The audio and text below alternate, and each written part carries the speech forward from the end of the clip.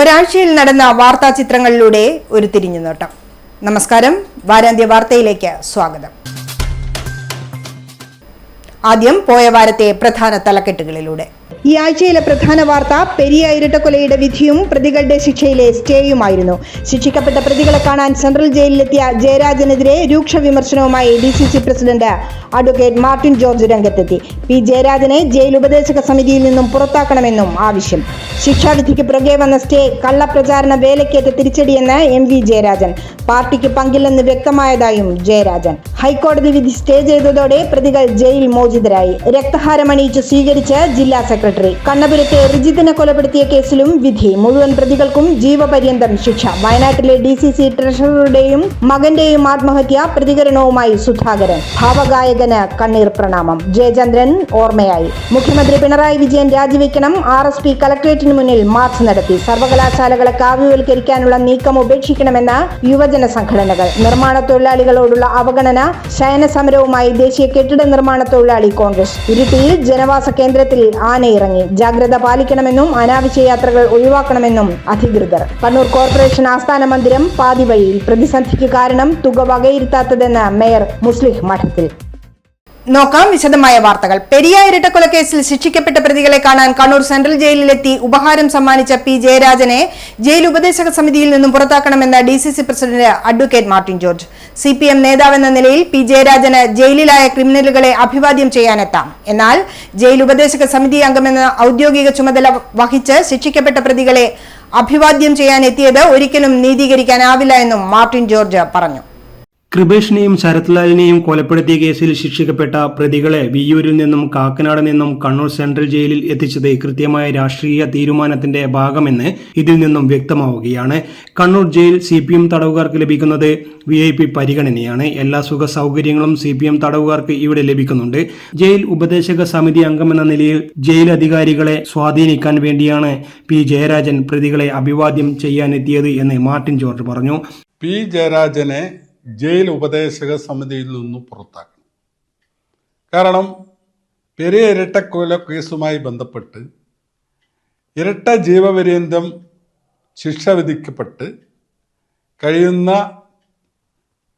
പ്രതികളെ ജയിലിൽ സന്ദർശിച്ച് അവർക്ക് ഉപഹാരം സമർപ്പിച്ചത് തീർത്തും തെറ്റായ നടപടിയാണ്. CPM നേതാവെന്ന നിലയിൽ ജയരാജന് ജയിലിൽ പോയി പ്രതികളെ സന്ദർശിക്കാം. പക്ഷേ ജയിൽ ഉപദേശക സമിതി അംഗമെന്ന നിലയിൽ ഒരു കാരണവശാലും അത്തരം ഒരു നടപടി അവരുടെ ഭാഗത്തുനിന്ന് ഉണ്ടാകാൻ പാടില്ലായിരുന്നു. അതുകൊണ്ട് എത്രയും പെട്ടെന്ന് അദ്ദേഹത്തെ ജയിൽ ഉപദേശക സമിതിയിൽ നിന്നും അദ്ദേഹത്തെ പുറത്താക്കണം എന്നാണ് ജില്ലാ കോൺഗ്രസ് കമ്മിറ്റി ആവശ്യപ്പെടുന്നത്. അല്ലെങ്കിൽ അതുമായി ബന്ധപ്പെട്ട നടപടികളുമായി ജില്ലാ കോൺഗ്രസ് കമ്മിറ്റി മുന്നോട്ട് പോകും. കാരണം ജയിലിൽ, കണ്ണൂർ സെൻട്രൽ ജയിലിൽ VIP പരിഗണനയാണ് CPMന്റെ ക്രിമിനലുകൾക്ക് കിട്ടിക്കൊണ്ടിരിക്കുന്നത്. CBI കോടതി ഇരട്ട ജീവപര്യന്തം ശിക്ഷ വിധിച്ച ക്രിമിനലുകൾക്കടക്കം VIP പരിഗണന നൽകാനുള്ള ഈ ജയിൽ മാറ്റം നീതിന്യായ വ്യവസ്ഥയെ തന്നെ വെല്ലുവിളിക്കുന്നതാണ്. ജയിൽ കാണിച്ച് കമ്മ്യൂണിസ്റ്റുകാരെ വിരട്ടേണ്ടെന്ന P ജയരാജന്റെ പ്രതികരണം കൊലയാളികളെ ന്യായീകരിക്കുന്നതിന് തുല്യമാണ്. ഇതിൽ ഉപദേശക സമിതി അംഗമെന്ന സ്ഥാനം രാഷ്ട്രീയ താൽപര്യങ്ങൾക്ക് ദുരുപയോഗം ചെയ്യുന്ന P ജയരാജനെ ആ സ്ഥാനത്ത് തുടരാൻ അനുവദിക്കുന്നത് കോടതിയോടും നീതിന്യായ സംവിധാനത്തോടുമുള്ള അവഹേളനമാണെന്നും മാർട്ടിൻ ജോർജ് പറഞ്ഞു. News desk city news. Periya ഇരട്ടക്കൊലപാതക കേസിലെ സ്റ്റേ കള്ളപ്രചാര വേലകൾക്കേറ്റ തിരിച്ചടിയെന്ന് MV ജയരാജൻ. KV കുഞ്ഞിരാമൻ ഉൾപ്പെടെയുള്ളവർക്ക് ഹൈക്കോടതി ശിക്ഷാവിധിയിൽ സ്റ്റേ അനുവദിച്ചതിൽ നിന്നും വ്യക്തമായെന്ന് CPM കണ്ണൂർ ജില്ലാ സെക്രട്ടറി MV ജയരാജൻ പറഞ്ഞു. പെരിയ ഇരട്ടക്കൊലപാതക കേസിൽ പാർട്ടിക്ക് പങ്കില്ലെന്ന് അന്നേ CPM പറഞ്ഞിരുന്നതായി ജയരാജൻ കൂട്ടിച്ചേർത്തു. കള്ളക്കേസിൽ പെടുത്തിയതാണെന്ന് വ്യക്തമാക്കുന്നതാണ് 2 ദിവസത്തിനകം ഹൈക്കോടതിയിൽ നിന്ന് അവർക്ക് ലഭിച്ച ജാമ്യം. അവരുടെ പേരിലുള്ള കേസ് എന്താ? അവർ 2019 ഫെബ്രുവരി 18 പോലീസ് ജീപ്പിൽ ഉണ്ടായിരുന്ന പെരിയ കേസിലെ 2ാം പ്രതിയായ സജി ജോർജിനെ മോചിപ്പിക്കാൻ നേതൃത്വം കൊടുത്തു. മോചിപ്പിക്കുന്നതിന് അവർ ഗൂഢാലോചന നടത്തിയെന്ന്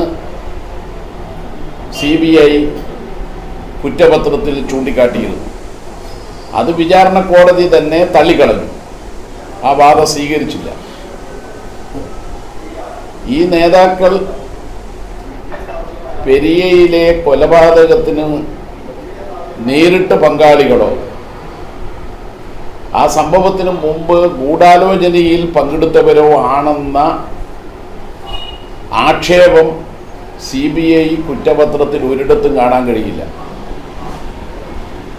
CBI അന്വേഷണം ഏറ്റെടുത്തതിന് ശേഷം നേതാക്കളെ പ്രതിയാക്കണമെന്ന ഒറ്റ കാരണത്താൽ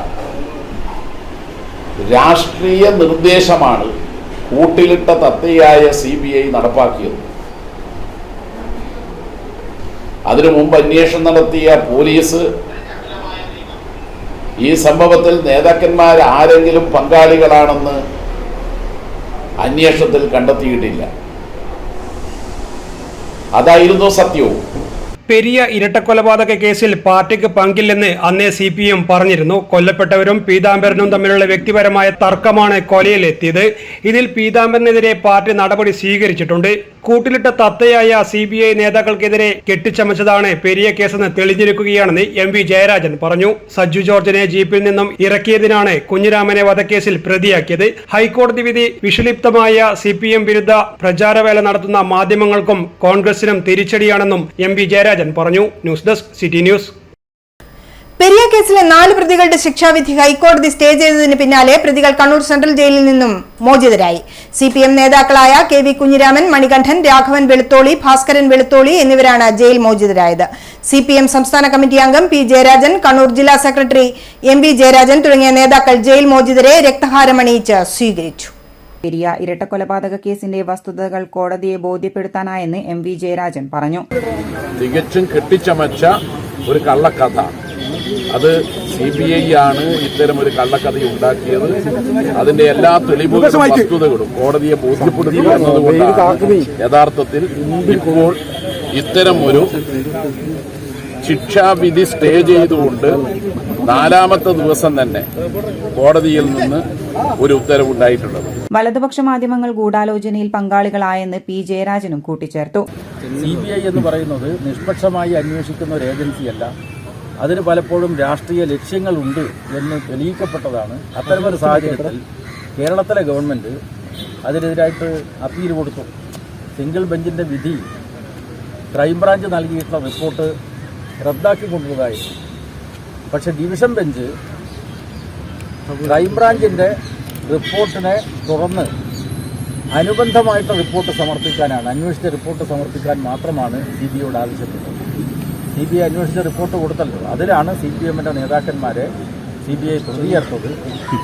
അത്തരമൊരു നീക്കത്തിന് ശക്തമായിട്ടുള്ള തിരിച്ചടിയാണ് ഈ 4 സഖാക്കൾക്ക്, 4 നേതാക്കന്മാർക്ക് ജാമ്യം നൽകിയതിലൂടെ, അവരുടെ ശിക്ഷ മരവിപ്പിച്ചതിലൂടെ ഡിവിഷൻ ബെഞ്ച് ഉയർത്തിപ്പിടിച്ചിട്ടുള്ളത്. CPMനെതിരെ ഗൂഢാലോചനയാണ് കേസിൽ പ്രതികളാകാൻ കാരണമായതെന്ന് പുറത്തിറങ്ങിയ KV കുഞ്ഞിരാമൻ പറഞ്ഞു. പൊളിഞ്ഞത് CBI തയ്യാറാക്കിയ കെട്ടുകഥകളാണെന്നും നീതിന്യായ വ്യവസ്ഥയിലുള്ള വിശ്വാസം വർദ്ധിച്ചുവെന്നും K കുഞ്ഞിരാമൻ കൂട്ടിച്ചേർത്തു. KV Kunhiraman, K Manikandan, Raghavan Velutholi, KV Bhaskaran എന്നിവർക്ക് CBI കോടതി 5 വർഷം വീതം തടവ് ശിക്ഷ വിധിച്ചിരുന്നു. ഈ വിധിയാണ് ഹൈക്കോടതി സ്റ്റേ ചെയ്തത്. ശേഷം 4 പേർക്കും ഉടൻ ജാമ്യം അനുവദിക്കാൻ ഉത്തരവിടുകയായിരുന്നു. അപ്പീൽ ഫയലിൽ സ്വീകരിച്ച കോടതി CBIക്ക് നോട്ടീസ് അയച്ചു. ജസ്റ്റിസുമാരായ PB സുരേഷ് കുമാർ, ജോബിൻ സെബാസ്റ്റ്യൻ എന്നിവരടങ്ങുന്ന ഡിവിഷൻ ബെഞ്ചിന്റേതായിരുന്നു ഉത്തരവ്. കുറ്റകൃത്യത്തിലോ ഗൂഢാലോചനയിലോ ഒരു തരത്തിലും തങ്ങൾ പങ്കെടുത്തില്ലെന്നും 4 പേരും അപ്പീലിൽ ചൂണ്ടിക്കാട്ടിയിരുന്നു. IPC 225 പ്രകാരം പ്രതികളെ സഹായിച്ചു എന്നതായിരുന്നു 4 പേർക്കും എതിരെയുള്ള കുറ്റാരോപണം. ഇതിന് മതിയായ തെളിവുകൾ ഹാജരാക്കാൻ CBIക്ക് കഴിഞ്ഞില്ലെങ്കിലും 4 പേരെയും വിചാരണാ കോടതി ശിക്ഷിക്കുകയായിരുന്നു. ഇതാണ് 4 പേരും ഹൈക്കോടതിയിൽ ചോദ്യം ചെയ്തത്. കണ്ണപുരത്തെ DYFI പ്രവർത്തകൻ റിജിത്തിനെ കൊലപ്പെടുത്തിയ കേസിൽ മുഴുവൻ പ്രതികൾക്കും ജീവപര്യന്തം ശിക്ഷ വിധിച്ചു. കുറ്റക്കാരെന്ന് കണ്ടെത്തിയ 9 RSS BJP പ്രവർത്തകർക്കും തലശ്ശേരി അഡീഷണൽ സെഷൻസ് കോടതിയാണ് ജീവപര്യന്തം തടവ് ശിക്ഷയും 1,10,000 രൂപ പിഴയും വിധിച്ചത്. മുഴുവൻ പ്രതികൾക്കുമെതിരെ കൊലക്കുറ്റം തെളിഞ്ഞിരുന്നു. റിജിത്തിനെ കൊല്ലാൻ ഗൂഢാലോചന നടത്തിയതിനാണ് 10,000 രൂപ അധിക പിഴ ചുമത്തിയത്. 2005 ഒക്ടോബർ 3-നാണ് റിജിത്തിനെ തച്ചങ്കണ്ടിയിൽ ക്ഷേത്രത്തിനടുത്ത് വെച്ച് വെട്ടിക്കൊലപ്പെടുത്തിയത്. RSS ശാഖ തുടങ്ങുന്നതിനെ ചൊല്ലിയുള്ള തർക്കത്തെ തുടർന്നായിരുന്നു കൊലപാതകം. ആകെയുള്ള 10 പ്രതികളിൽ ഒരാൾ വിചാരണയ്ക്കിടെ വാഹനാപകടത്തിൽ മരിച്ചിരുന്നു. CPMന്റെ കണ്ണപുരം ബ്രാഞ്ച് അംഗവും DYFI പ്രവർത്തകനുമായിരുന്നു റിജിത്ത്. ജോലി കഴിഞ്ഞ് മടങ്ങുകയായിരുന്ന റിജിത്തിനെയും സുഹൃത്തുക്കളെയും തച്ചങ്കണ്ടിയിൽ ക്ഷേത്രത്തിനടുത്ത് വെച്ച് ആക്രമിക്കുകയായിരുന്നു. ആക്രമണത്തിൽ 3 പേർക്ക് പരിക്കേറ്റു. പ്രദേശത്ത് RSS ശാഖ തുടങ്ങുന്നതിനെ ചൊല്ലിയുള്ള തർക്കം ഒക്ടോബർ 2 ഉന്തിലും തള്ളിലും എത്തിയിരുന്നു. പിറ്റേ ദിവസമാണ് കൊലപാതകം. കേസിൽ 10 പ്രതികളാണുള്ളത്. കേസിന്റെ വിചാരണ വേളയിൽ 3-ാം പ്രതി അജേഷ് മരിച്ചു. RSS BJP പ്രവർത്തകരായ ബാക്കി 9 പ്രതികളും കുറ്റക്കാരാണെന്ന് ജഡ്ജി റൂബി കെ ജോസ് വിധിച്ചത്. 14 വർഷത്തിന് ശേഷമാണ് കോടതി വിധിയുണ്ടായത്. 25 വയസ്സുകാരനായ റിജിത്തിനെ കൊന്ന കേസ് അപൂർവമാകാത്തതിനാലാണ് വധശിക്ഷയിൽ നിന്നും ഒഴിവായത്. BJP RSS പ്രവർത്തകരായ VV Sudhakaran, KT Jayesh, CP Ranjith, PP Ajeendran, IV Anil, VV Srikanth, VV Sreejith, PP Rajesh, TV Bhaskaran എന്നിവർക്കാണ് ജീവപര്യന്തം ശിക്ഷ വിധിച്ചത്. വിധി കേൾക്കാൻ വൻ ജനക്കൂട്ടം തലശ്ശേരി കോടതിയിലെത്തിയിരുന്നു. കൊല്ലപ്പെട്ട റിജിത്തിന്റെ അമ്മയും സഹോദരിമാരും പൊട്ടിക്കരഞ്ഞു. വിധിയെക്കുറിച്ച് പബ്ലിക് പ്രോസിക്യൂട്ടർ BP ശശീന്ദ്രൻ പ്രതികരിച്ചു. തന്നെ വിധിച്ചിട്ടുണ്ട്. അത് 143-ാം വകുപ്പ് പ്രകാരം 6 മാസം തടവും, അതുപോലെ കഠിന തടവാണ്. 147-ാം വകുപ്പ് പ്രകാരം 2 വർഷം കഠിന തടവും, അതുപോലെ 343-ാം വകുപ്പ് പ്രകാരം 1 മാസം കഠിന തടവും, 324-ാം വകുപ്പ് പ്രകാരം 3 വർഷം കഠിന തടവും ആണ് വിധിച്ചിരിക്കുന്നത്. ഇതുകൂടാതെ 1, 2, 4, 5, 6, 10 പ്രതികൾക്ക് 148 വകുപ്പ് പ്രകാരം 3 കൊല്ലം കഠിന തടവും വിധിച്ചിരിക്കുകയാണ്. അതുകൂടാതെ ഫൈനും ഉണ്ട്. അതിന്റെ പൂർണ്ണമായ വിവരങ്ങൾ കോടതിയിൽ നിന്ന്. പ്രതികൾക്ക് വധശിക്ഷ കിട്ടുമെന്നാണ് അമ്മ ജാനകിയും സഹോദരി ശ്രീജയും പ്രതികരിച്ചത്. നമുക്ക് തിരിച്ചു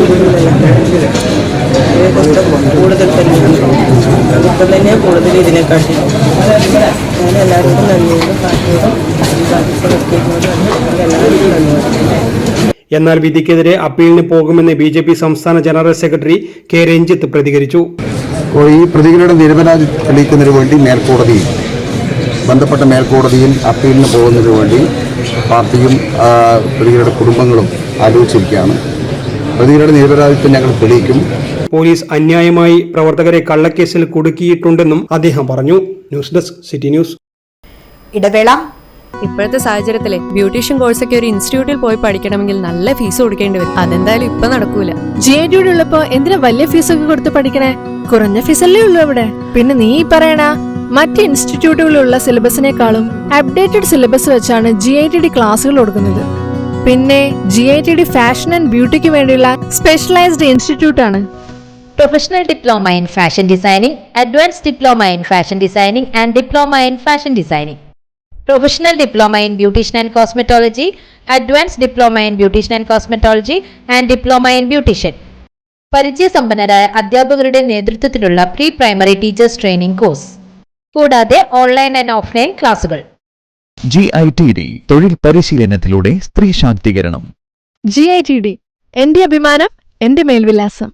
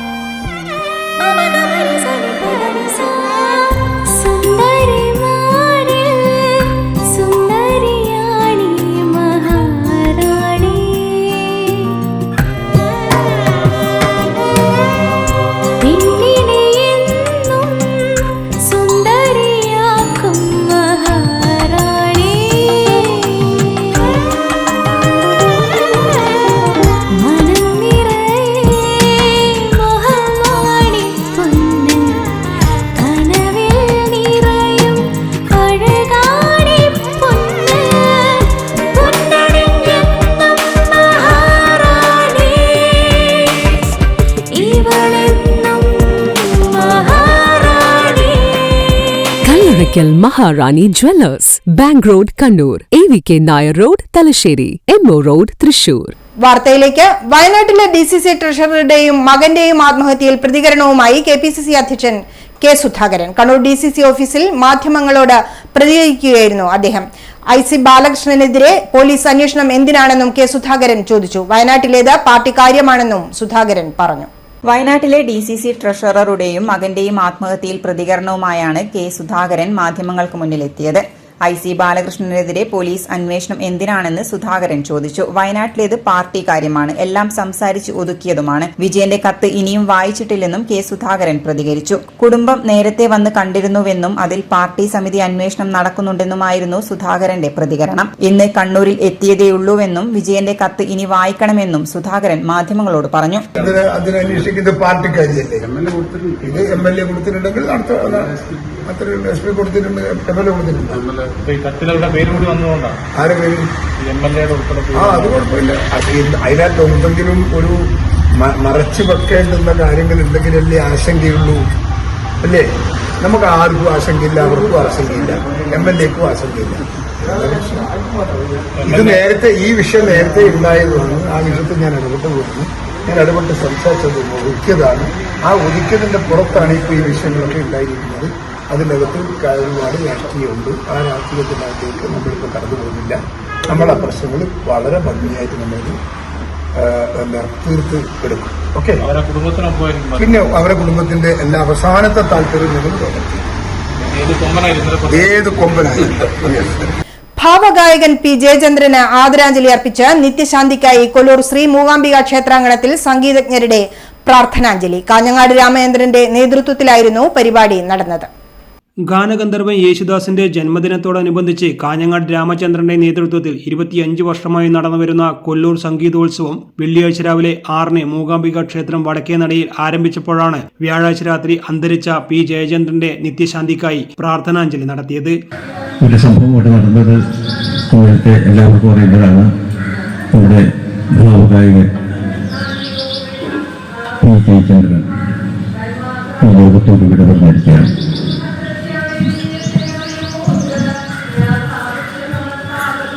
എത്രയോ പല ഭാഷകളിലെ ഒത്തിരി ഗാനങ്ങൾ സംഗീതാസ്വാദകരുടെ ഹൃദയത്തിൽ പ്രതിഷ്ഠിക്കപ്പെട്ട ഒരു ശബ്ദവും ഉയർത്തുന്നത് എല്ലാവർക്കും അറിയേണ്ട കാര്യമാണ്. പല ഭാഷകളില്ല.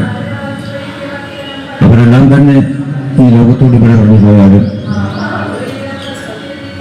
ആരും ഈ ലോകത്തോട് ഇവിടെ പറഞ്ഞു പോകുന്നില്ല എന്നൊരു സത്യം നമ്മൾ മനസ്സിലാക്കണം. വാതാപി ഗണപതി പാടി കാഞ്ഞങ്ങാട് രാമചന്ദ്രനും കാനഡ രാഗത്തിൽ പരമുഖ സരസ്വതി കീർത്തനം ചൊല്ലി ആറ്റുവശ്ശേരി മോഹനൻ പിള്ളയും ഏകദിന സംഗീതോത്സവത്തിന് തുടക്കം കുറിച്ചു.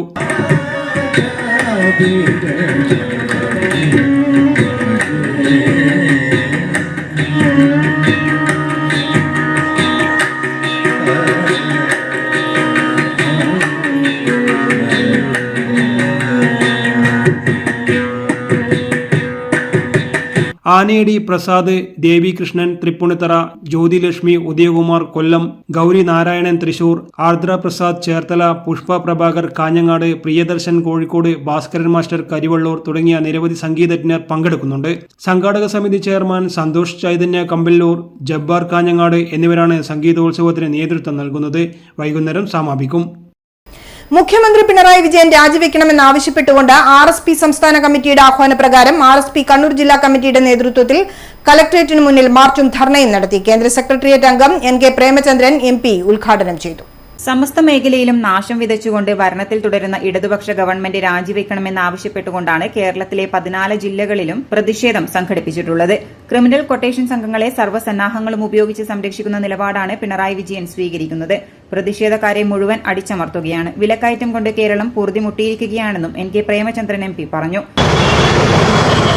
നേരത്തെ സൂചിപ്പിച്ചതുപോലെ 9 വർഷം പിന്നിടുന്ന ഈ ഗവൺമെന്റ് സംസ്ഥാനത്തൊരു അധോലോക മാഫിയ ഭരണമാണ്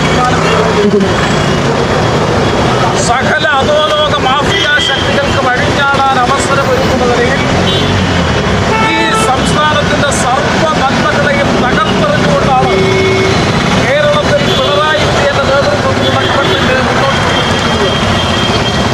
ആ അധോലോക മാഫിയ സംസ്കാരത്തിനും അധോലോക മാഫിയ ഭരണത്തിനുമെതിരായിട്ടുള്ള ജനങ്ങളുടെ പ്രതിഷേധം പ്രകടിപ്പിക്കുന്നതിന്റെ ഭാഗമായിട്ടാണ് RSP സംസ്ഥാന കമ്മിറ്റിയുടെ തീരുമാനപ്രകാരം കേരളത്തിലെ 14 ജില്ലകളിലും പാർട്ടി പ്രവർത്തകരുടെ നേതൃത്വത്തിലുള്ള മാർച്ച് പ്രതിഷേധ ധർണ സംഘടിപ്പിക്കാൻ തീരുമാനിച്ചിട്ടുള്ളത്.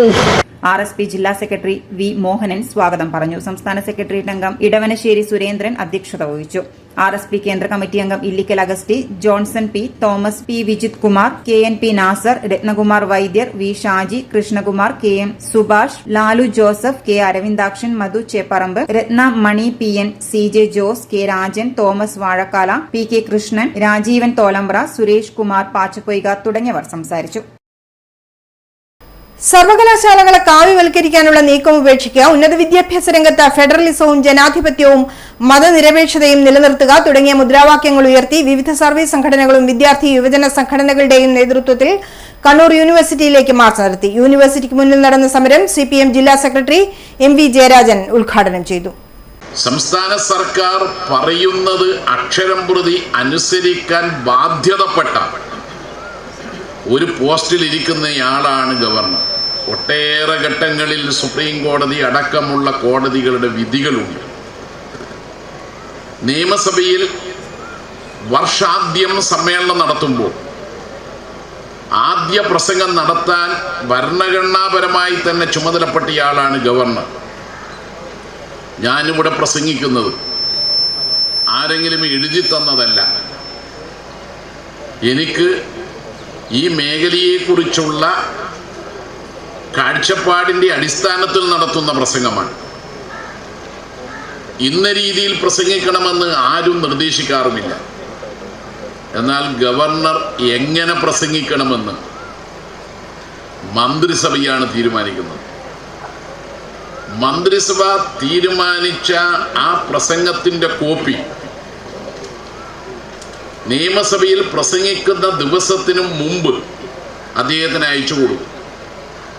അതിനകത്ത് എന്തെങ്കിലും വ്യത്യാസം വരുത്തണമെന്നുണ്ടെങ്കിൽ അത് അദ്ദേഹം വാക്കുകളിൽ, വാചകങ്ങളിൽ അദ്ദേഹത്തിൻ്റെ അഭിപ്രായം സർക്കാരിലേക്ക് എഴുതാം. വീണ്ടും മന്ത്രിസഭ നേരത്തെ തയ്യാറാക്കിയ പ്രസംഗം തന്നെ പ്രസംഗിക്കണമെന്ന് പറഞ്ഞാൽ മറ്റു നിർവാഹമില്ല. പ്രസംഗിക്കാൻ ബാധ്യതപ്പെട്ട ഒരു അധികാര സ്ഥാനമാണ് governor. Kerala NGO union, KSTA, KGOA, CUEO, AKGCT, DYFI, SFI, AKPCTA, KNTEO, FUTA, IHRDU, SFCTSA, CAPESA, KSEA, KGNA, KPSCU, KLSSA തുടങ്ങിയ സംഘടനകളുടെ നേതൃത്വത്തിലായിരുന്നു സമരം. AKPCTA സംസ്ഥാന പ്രസിഡന്റ് A നിശാന്ത് അധ്യക്ഷത വഹിച്ചു. മുൻ MLA TV രാജേഷ് മുഖ്യപ്രഭാഷണം നടത്തി. വിവിധ സംഘടനാ നേതാക്കളായ M Sushama, K Prakashan, Vaishnav Prakashan, Sarin Sasi, TO Vinod Kumar, doctor Shanoj MP, doctor Manjula K, Harindran P, Pratyush Purushothaman, Nandanan C, Jinesh എന്നിവർ സംസാരിച്ചു. ഫെസ്റ്റോ ജില്ലാ സെക്രട്ടറി PP സന്തോഷ് കുമാർ സ്വാഗതവും SFI ജില്ലാ സെക്രട്ടറി PS സഞ്ജീവ് നന്ദിയും പറഞ്ഞു. നിർമ്മാണ തൊഴിലാളികളുടെ ആനുകൂല്യങ്ങൾ നിഷേധിക്കുന്നതിനെതിരെ ദേശീയ കെട്ടിട നിർമ്മാണ തൊഴിലാളി കോൺഗ്രസ് രംഗത്ത്. ശയന സമരവുമായാണ് INTUC രംഗത്തെത്തിയത്. നിർമ്മാണ തൊഴിലാളി ക്ഷേമനിധി ഓഫീസിന് മുന്നിൽ നടന്ന സമരം DCC president advocate Martin George ഉദ്ഘാടനം ചെയ്തു.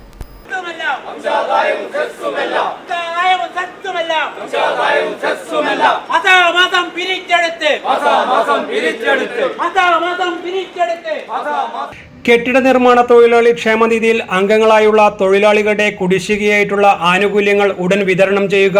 3 ലക്ഷത്തിലേറെ വരുന്ന പെൻഷൻകാരുടെ കുടിശ്ശികയായ പെൻഷൻ ഉടൻ വിതരണം ചെയ്യുക. തദ്ദേശ സ്വയംഭരണ സ്ഥാപനങ്ങൾ മുഖേന പിരിച്ചെടുക്കുന്ന കെട്ടിട സെസ് ക്ഷേമനിധി ബോർഡിൽ തിരിച്ചടവുണ്ടെന്ന് ഉറപ്പുവരുത്തുക തുടങ്ങിയ ആവശ്യങ്ങൾ ഉന്നയിച്ചാണ് ശയന സമരം നടത്തിയത്. ആ തൊഴിലാളികളുടെ ചികിത്സ ഉൾപ്പെടെയുള്ള കാര്യങ്ങൾക്ക് ഈ ഗവൺമെന്റ് എന്ത് നിലപാടാണ് സ്വീകരിക്കുന്നത്? ഇവിടെ അധ്യക്ഷ പ്രസംഗം സൂചിപ്പിച്ചു.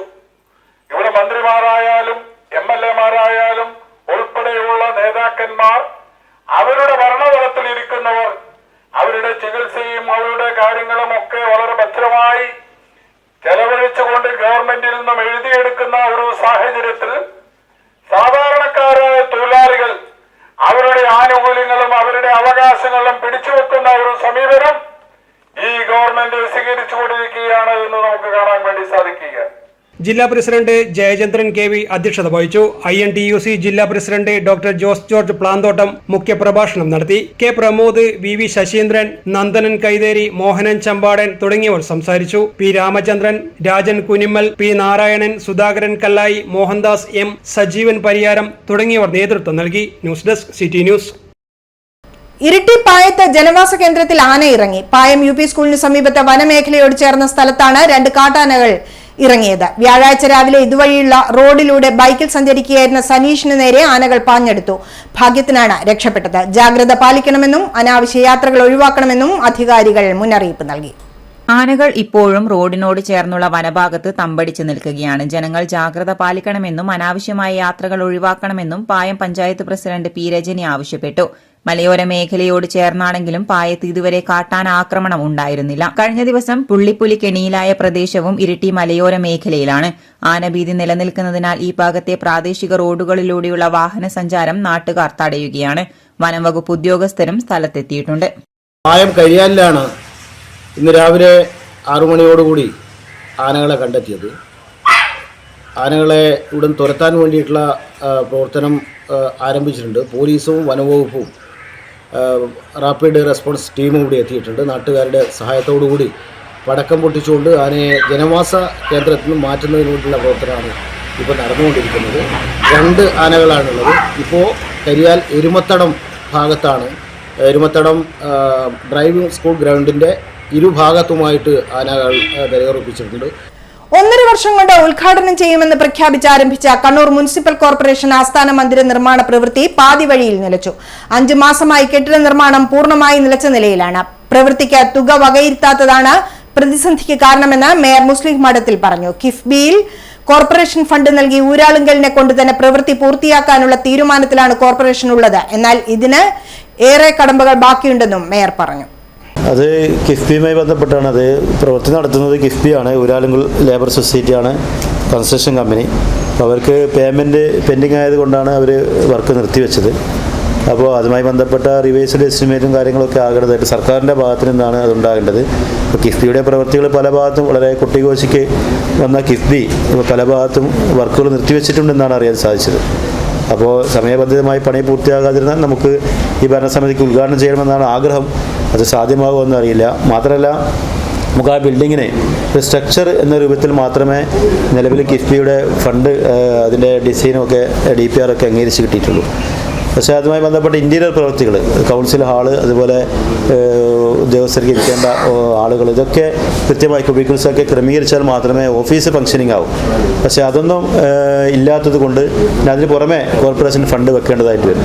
അത് യഥാർത്ഥത്തിൽ അത് കിഫ്ബിയുടെ ഒരു പ്രവർത്തനം നടക്കുമ്പോൾ അവർ നമുക്ക് സൈറ്റ് ഹാൻഡ് ഓവർ ചെയ്താൽ മാത്രമേ ഇത്തരം പ്രവർത്തികൾ നടത്താൻ വേണ്ടി പറ്റൂ.